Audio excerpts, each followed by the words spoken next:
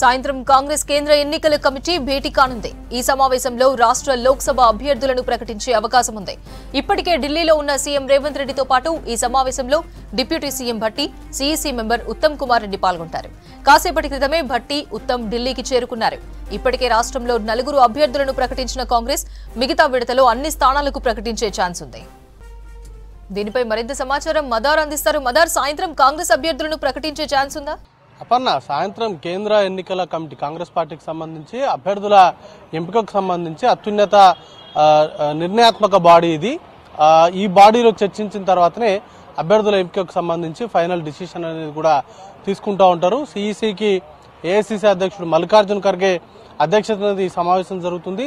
సోనియా గాంధీ, రాహుల్ గాంధీతో పాటు కేంద్ర ఎన్నికల కమిటీలో సభ్యులుగా ఉన్నటువంటి వారు ఈ సమావేశంలో పాల్గొంటారు. ఇక రాష్ట్రం నుంచి రాష్ట్ర ముఖ్యమంత్రి పిసిసి చీఫ్ రేవంత్ రెడ్డితో పాటు డిప్యూటీ సీఎం మల్లు భట్టి విక్రమార్కతో పాటు కేంద్ర ఎన్నికల కమిటీలో సభ్యులుగా ఉన్న మంత్రి ఉత్తమ్ కుమార్ రెడ్డి కూడా ఈ సమావేశంలో పాల్గొనబోతున్నారు. ఇక రాష్ట్రానికి సంబంధించి 13 లోక్సభ స్థానాలకు సంబంధించిన అభ్యర్థులను ఇంకా ఖరారు చేయాల్సినటువంటి అవసరం ఉంది. ఇప్పటికే 4 అనౌన్స్ చేశారు. 4 స్థానాలకు సంబంధించిన అభ్యర్థులను ప్రకటించారు. ఇక మిగతా 13 స్థానాలకు సంబంధించిన అభ్యర్థుల ఎంపికకు సంబంధించి ఈరోజు సాయంత్రం జరిగేటువంటి సిఈసి సమావేశంలో 4 గంటలకు ప్రారంభమవుతుంది. ఈ సిఈసి సమావేశంలోనే తెలంగాణ రాష్ట్రానికి సంబంధించి 13 ఖాళీగా ప్రకటించాల్సినటువంటి ఉన్న లోక్సభ స్థానాలకు సంబంధించిన అభ్యర్థులపైన కసరత్తు జరుగుతుంది. ఇప్పటి వరకు మనకున్నటువంటి సమాచారం మేరకు కొన్ని ప్రాబబుల్ లిస్ట్ అయితే చర్చ నడుస్తూ ఉంది. వీళ్ళలో సీట్లు కేటాయించేటువంటి అవకాశం ఉంది ఈ అభ్యర్థులకు అనేటువంటి చర్చ అయితే జోరుగా నడుస్తూ ఉంది. దాంట్లో ప్రముఖంగా మల్కాజ్గిరి నియోజకవర్గం నుంచి 2 పేర్లు ప్రముఖంగా వినబడుతున్నాయి. దాంట్లో ఒకరు పట్నం సునీతారెడ్డిని ఆమెకు మల్కాజ్గిరి సీట్ కేటాయించేటువంటి అవకాశాలు ఉన్నట్టుగా తెలుస్తోంది. ఆమెతో పాటు అల్లు అర్జున్ మామ చంద్రశేఖర్ రెడ్డి, ఈ 2 పేరు కూడా తెరపైకి వస్తున్నాయి. 2లో ఒకరికి సీట్ అనేది కూడా కేటాయించేటువంటి అవకాశాలు ఉన్నాయి. ఇక మరొక వైపు సికింద్రాబాద్ నుంచి దానం నాగేందర్ పేరు ప్రముఖంగా వినబడతా ఉంది. ఆయన ఇటీవల బీఆర్ఎస్ పార్టీని వీడి కాంగ్రెస్ పార్టీలో చేరారు.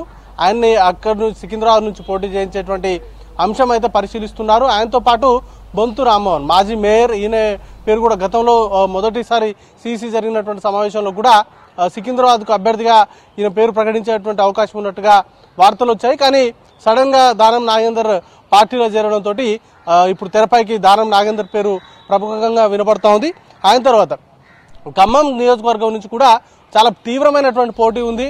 ఇటు పొంగులేటి శ్రీనివాసరెడ్డి, మంత్రి పొంగులేటి శ్రీనివాసరెడ్డి తమ్ముడు పొంగులేటి ప్రసాద్ రెడ్డికి ఈ సీట్ అనేది కూడా కేటాయించేటువంటి అవకాశం ఉన్నట్టుగా తెలుస్తూ ఉంది. ఆయనతో పాటు మంత్రి తుమ్మల నాగేశ్వరరావు కొడుకు కూడా ఆ సీట్ను ఆశిస్తూ ఉన్నారు.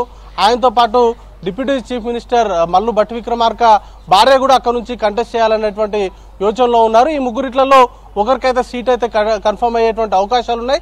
అయితే అది ఈ లిస్టులో ఇస్తారా లేకపోతే నెక్స్ట్ టైం జరిగేటువంటి సిఈసిలో ప్రకటిస్తారా అనే దానిపైన కూడా ప్రస్తుతానికైతే ఈ సీట్తో పాటు భువనగిరి సీట్ కూడా కొంత పెండింగ్ లో పెట్టేటువంటి అవకాశాలు ఉన్నాయి.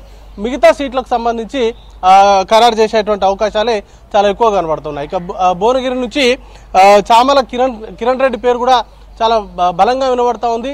సీఎం రేవంత్ రెడ్డి కూడా ఆయనకు సీట్ ఇప్పించేందుకు ఆయన ప్రయత్నాలు చేస్తున్నట్టుగా తెలుస్తా ఉంది. దానికి సంబంధించి కూడా క్లారిటీ అనేది కూడా రావాల్సి ఉంది. ఇక పెద్దపల్లి నుంచి ఎమ్మెల్యే గడ్డం వివేక్ వెంకటస్వామి కుమారుడు గడ్డం వంశీ పేరు అయితే ప్రముఖంగా వినబడతా ఉంది. ఆయనకు పెద్దపల్లి నుంచి పోటీ చేయించేటువంటి యోచనలో కాంగ్రెస్ పార్టీ అధిష్టానం ఉన్నట్టుగా తెలుస్తా ఉంది. దానిపైన కూడా ఈరోజు జరిగేటువంటి సిఈసి తర్వాత ఒక పూర్తి స్థాయి క్లారిటీ వస్తుంది. ఇక నిజామాబాద్ నుంచి జీవన్ రెడ్డి పేరు ప్రముఖంగా వినబడతా ఉంది. చేవెళ్ల నుంచి రంజిత్ రెడ్డి, హైదరాబాద్ నుంచి మస్కత్ సీట్ అనేది కూడా కేటాయించే అవకాశాలు ఉన్నట్టుగా తెలుస్తా ఉంది. ఇక కరీంనగర్ నుంచి ప్రవీణ్ రెడ్డికి ఎక్కువగా వినబడతా ఉంది. నాగర్ కర్నూలు నుంచి మల్లు రవి లేకపోతే సంపత్, ఈ 2 ఒకరిని అక్కడ అకామిడేట్ చేసేటువంటి అవకాశాలు కనబడతా ఉన్నాయి. ఇక వరంగల్ నుంచి దొమ్మాట సాంబయ్య పేరు ప్రముఖంగా వినబడతా ఉంది.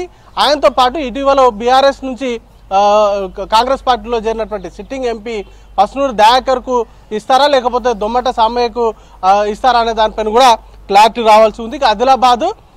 ఆదిలాబాద్ స్థానానికి కూడా 2-3 పేర్లు పరిశీలిస్తున్నారు. వారిలో ఒక గోండు సామాజిక వర్గానికి సంబంధించిన ఎమ్మెల్యే, ప్రస్తుతం ఎమ్మెల్యేగా ఉన్నటువంటి ఎడమ బొజ్జును పంపిస్తారా, లేకపోతే మరొక నాయకుడు ఎస్టీ సామాజిక వర్గానికి సంబంధించిన నాయకుడు నరేష్ జాదవ్ను పంపిస్తారా అనే దానిపైన కూడా క్లారిటీ రావాల్సి ఉంది. ఈరోజు సాయంత్రం 4 గంటలకు ప్రారంభమయ్యేటువంటి సిఈసిలో ఈ అభ్యర్థులకు సంబంధించి చర్చ జరిగింది.